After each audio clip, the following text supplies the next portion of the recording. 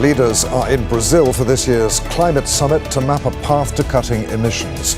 But wars in Gaza, Sudan and Ukraine are unleashing unprecedented levels of greenhouse gases and pollution. So why isn't the environmental cost of war on the agenda?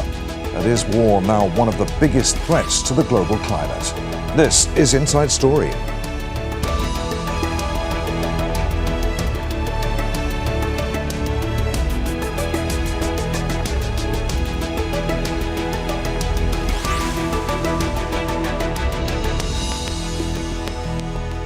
Hello, welcome to the programme. I'm Adrian Finnegan. Speaking at this year's COP30 in Brazil, UN Chief Antonio Guterres called the inability to limit global warming to 1.5 degrees Celsius a deadly moral failure. But does the same apply when it comes to protecting the environment in conflict? Israel's two-year genocide on Gaza has created 61 million tonnes of rubble, with nearly a quarter of that contaminated with asbestos and other hazardous materials. And scientists warn that Israel's use of water, food and energy as weapons of war in the Strip has left farmland and ecosystems facing irreversible collapse. In Syria, President Ahmed al-Sharaa has cited his country's worst drought in more than 6 decades as evidence of accelerating climate change and warned that it could hinder the country's post-war recovery. So why isn't conflict seen as a climate issue? And why is the environmental toll of war so often ignored? We'll put those questions to our guests. But first, a report from Alexandra Byers. World leaders and top scientists gather in Brazil for the UN's climate summit, seeking unity. COP30 faces a tough task, preventing climate cooperation from collapsing. It's been 10 years since the Paris Agreement. That now seems like a rare achievement. In recent years, the number of global conflicts has surged to the highest levels since World War II. From Russia's invasion of Ukraine to the conflict in Sudan and Israel's genocide in Gaza, wars have been raging, taking terrible tolls on civilians, governments, but also the environment. 2 years of non-stop Israeli bombardment has flattened Gaza, poisoned the soil, and contaminated the water and air. The catastrophic environmental situation in Palestine is a significant factor contributing to global climate change, highlighting the urgent need for immediate international action to achieve climate justice and protect both humanity and the environment. The latest UN figures show 97% of Gaza's trees and agricultural land have been destroyed. 78% of its buildings have been damaged, creating more than 61 million tons of debris containing asbestos, heavy metals, and toxic chemicals. Clearing those ruins and rebuilding could take decades and generate at least 31 million metric tons of environmentally damaging CO2. And that's just Gaza. Monitors say Russia's war with Ukraine has accelerated the climate crisis, generating at least 230 million tons of greenhouse gas emissions and leaving 23% of Ukrainian territory unusable, containing millions of landmines. Ecocide and environmental destruction is a form of warfare, as Ukrainians by this point know all too well, and so does Russia. And that's why they are deliberately targeting the environment and people's livelihoods and homes, and therefore also destroying lives. Last month, a number of governments passed a motion at a major conservation meeting in the UAE, recognizing ecocide as a serious crime, an act of violence towards nature, as genocide is to people. The human victims of war are clear, but there's growing awareness of a quieter, longer-lasting battle also being carried out against the planet itself. Alexandra Byers, Al Jazeera for Inside Story.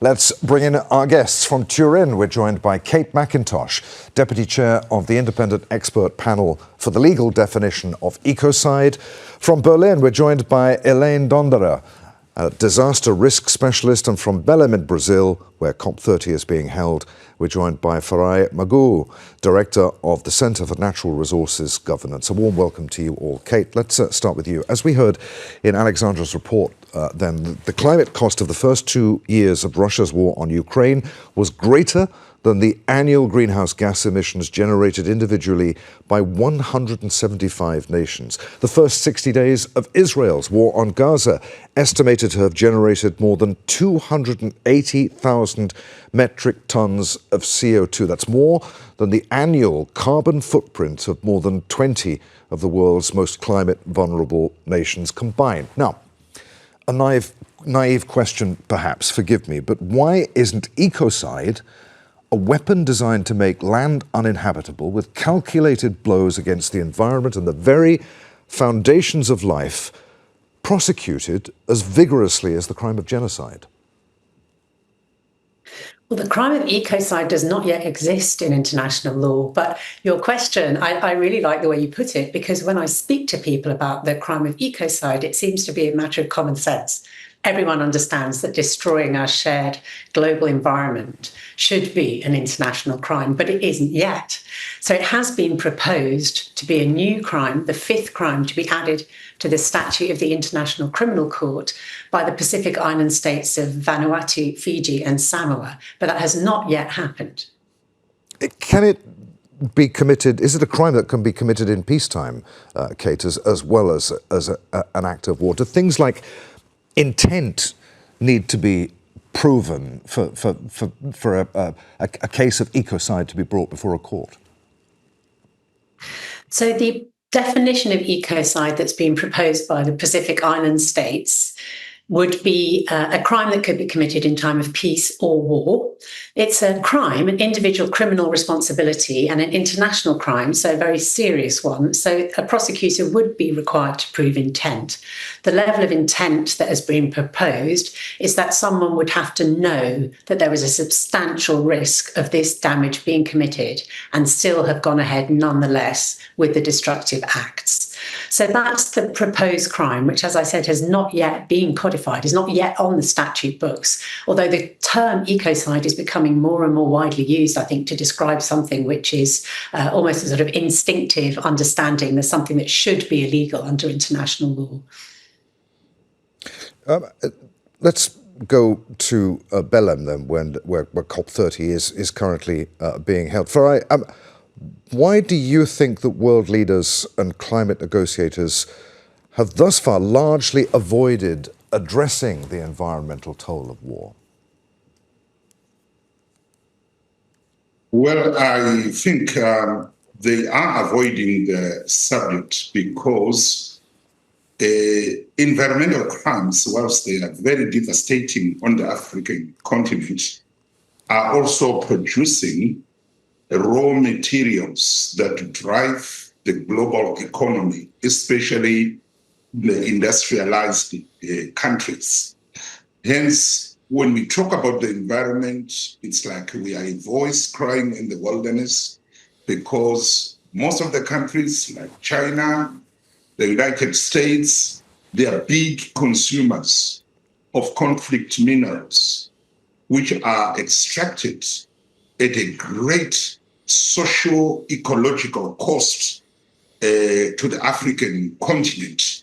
So whenever you try to bring up the environmental cost of conflict, it's something which nobody wants to hear about, because if all the actors are to be held accountable, Africa is a continent that has been hemorrhaging in order to make other countries rich and great. And that's why bringing up this subject of environmental responsibility always creates problems to be on the common page with all the stakeholders involved.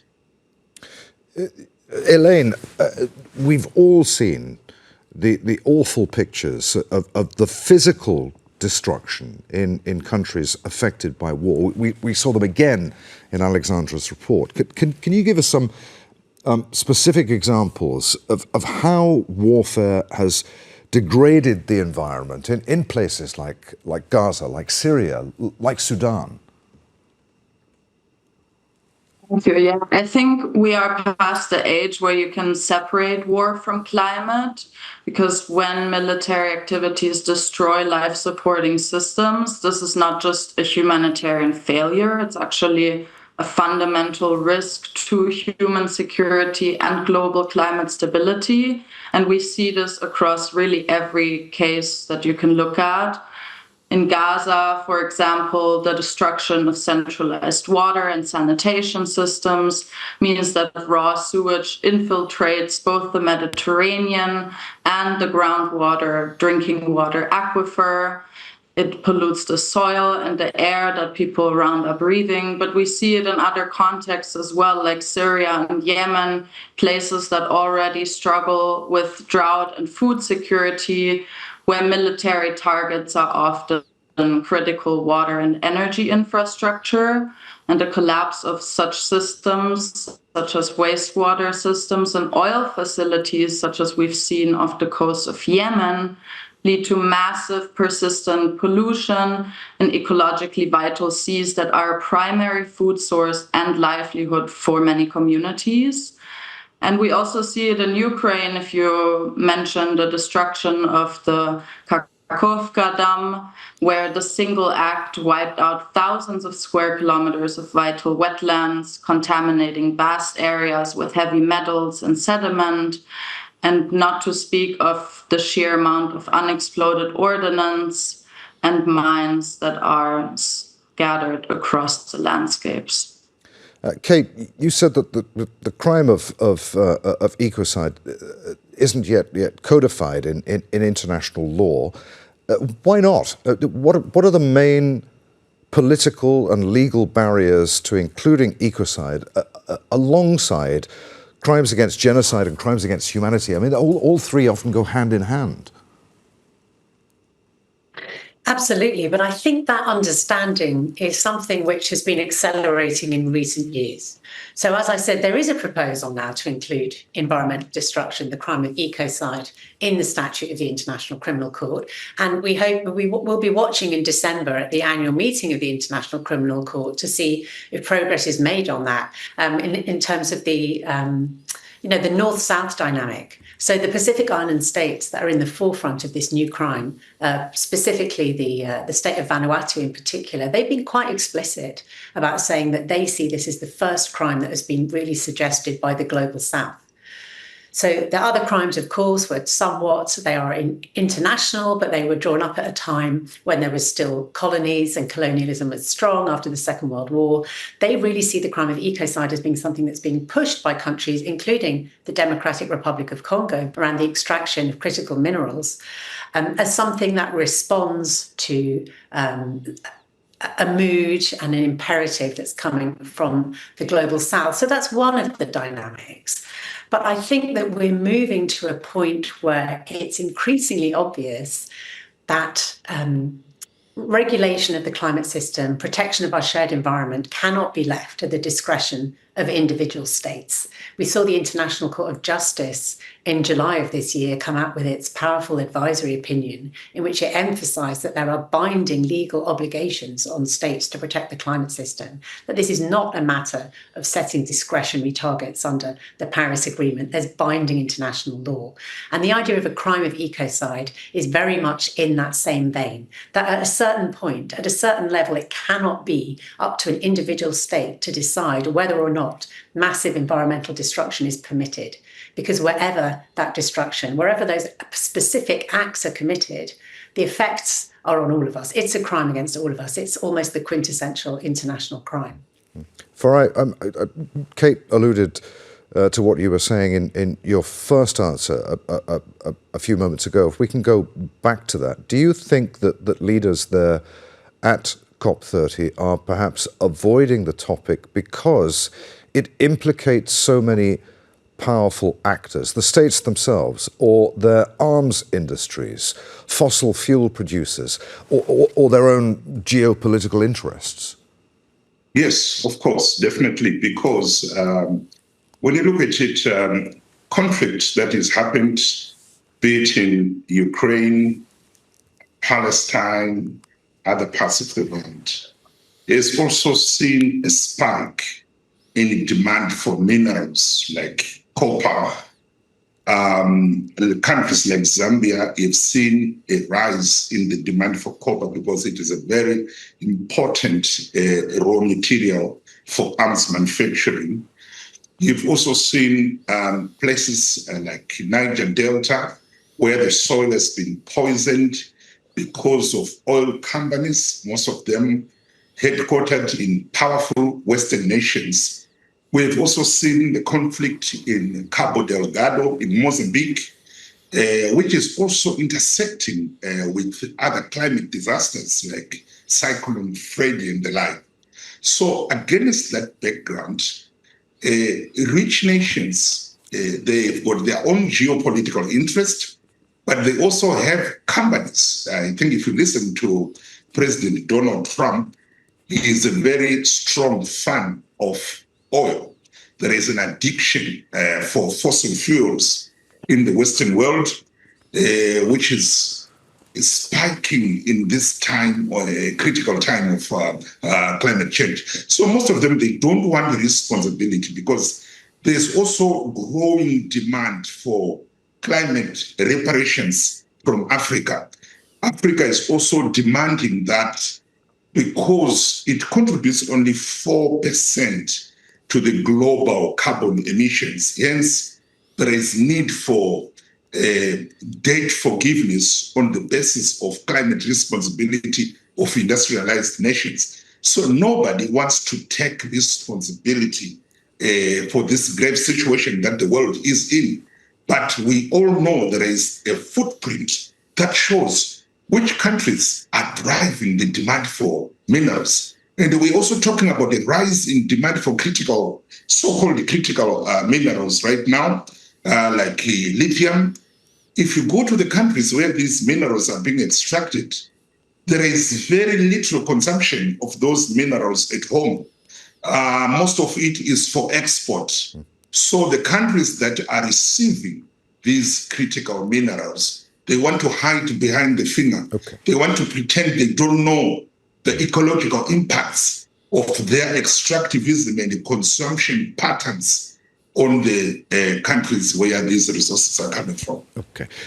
Elaine, coming back to Gaza for just a moment, Israel's relentless bombing campaign destroyed or severely damaged water and sanitation systems, agricultural land, aquifers beneath the ground. How does that environmental damage translate in the long term? Will the environment in that part of the world ever recover? Will Gaza ever be habitable again?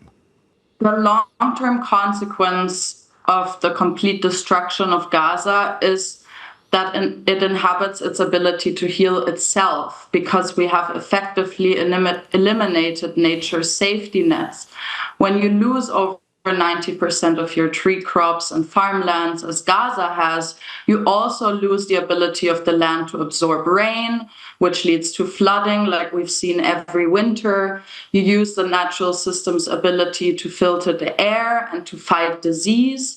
With the 25 tons of medical waste that remain untreated every month, we also see a 25% fold increase of waterborne diseases. So when we destroy the ecosystems that sustain us as humans, the forests, the wetlands, the farmlands, we destroy nature's capacity to absorb shocks, to fight disease, that affect the whole planetary systems. So the toxic flow from these damaged areas, whether through polluted seas or carried by migratory animals, becomes a transboundary concern for health and security across entire continents and will take many generations to address. But here I also want to get back to what Kate so eloquently said. These are shared environments, right? And these are shared resources. So they also offer a unique opportunity for cooperation, even between conflicting parties.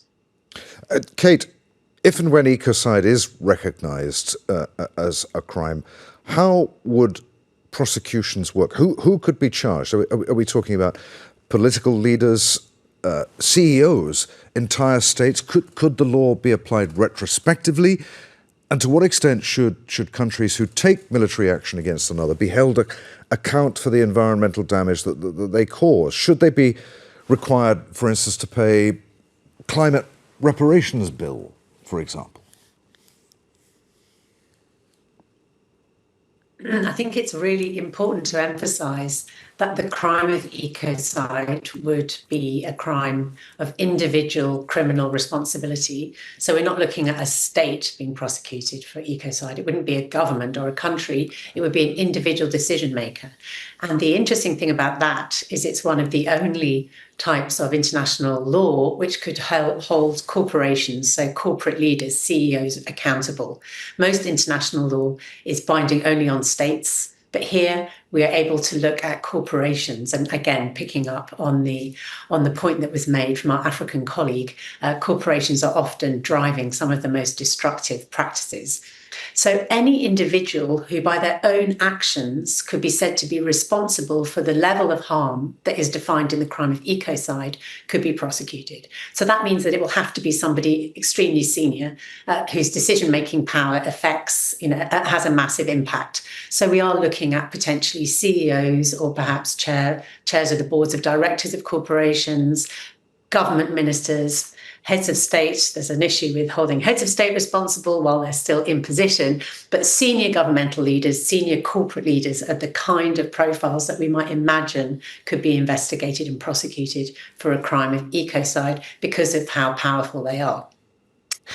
Turning to your other point about accountability for conflict, environmental damage, and in particular perhaps conflict emissions, returning to the initial point, conflict emissions, the greenhouse gas emissions that are released by conflict activities are generally not reported. There's no obligation to report them. So the devastating figures that you mentioned at the beginning of this segment will not feature in the national targets for reduction that are being discussed in Belém at the moment. Military emissions are not reported, and this is a major thing that needs to change because obviously, if such a significant contribution to greenhouse gases and climate destruction is not taken into account, we're completely misguided in terms of the ambitions that were being set and the goals that are being aimed at. International criminal law does provide for reparations for victims, but that can be quite difficult to achieve because it depends on the resources of one individual. A far more effective legal means for reparations is to look at state responsibility because states, of course, do have the resources and capacity to compensate for their unlawful acts. All right, let's go back to Belém then. Farai, do you see any possibility that this link between climate and conflict will eventually be recognised at the highest level and be integrated into the agenda at climate conferences like COP30? Well, I think we're still far away from talking about climate agenda that is inclusive. At the moment, I think there's still a lot of finger pointing, accusations and counter accusations and denials. But in the meanwhile, climate change is devastating. It is a conflict multiplier, especially on the African continent, where it may not be responsible for some of the conflicts, but it is definitely exacerbating the conflicts. Like you see in the Eastern DRC, where there is demand for cobalt and coltan, and automatically it becomes a conflict zone. And you also see famine and other things happening in such a region. Elaine, what would a just recovery look like for places like Gaza, Syria, Ukraine, Sudan? One that addresses both the human suffering caused by acts of war and also the climate damage done by them, and who should pay? It's a very good question. I think one that should entail more conversations with those affected. As Kate mentioned, there really is very little data on the ground on a granular level of what is happening exactly in these zones, particularly if we look at deforestation as well in South Lebanon, in Israel, in South Sudan. There are really so many areas affected that we don't have a good data picture of. So it's really important to involve people into the conversation and to acknowledge that these aren't just short interim situations. They require more long-term holistic solutions. So if we look at Palestine, it's not a question of can people live in the situation for 2 years and survive? It's a question of how do we look into the future and rebuild communities for them to sustain themselves.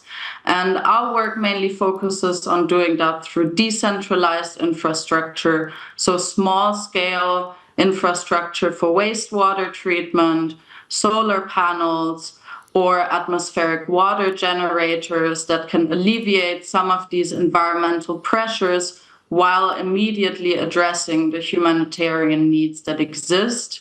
It's all about cooperating with local partners, of promoting dialogue, and to address some more innovative pathways to remedy those toxins. For example, bioremediation for the soils and the rubble, as well as alternative food systems that can use irrigation water, such as treated wastewater. So really thinking more innovatively, working with nature, not against nature, and also acknowledging that a lot of the people most affected are those marginalized farming communities that do already have a close relationship with their environments. So water restoration, rubble remediation, and building back those ecological buffers will be vital. All right. There, I'm afraid we must leave it. Many thanks indeed to you all for taking part today. Kate McIntosh, Elaine Dondera, and Farai. We've got Farai back very briefly just to say goodbye at the end of the programme. Farai Mugu. Thanks for watching. You can see the programme again at any time by going to the website at aljazeera.com. For further discussion on this topic, join us at our Facebook page. You can find that at facebook.com/AJ Inside Story. And of course, you can always join the conversation on X. Our handle there at AJ Inside Story. From me, Adrian Finnegan, and the team here in Doha. We'll see you again. Bye for now.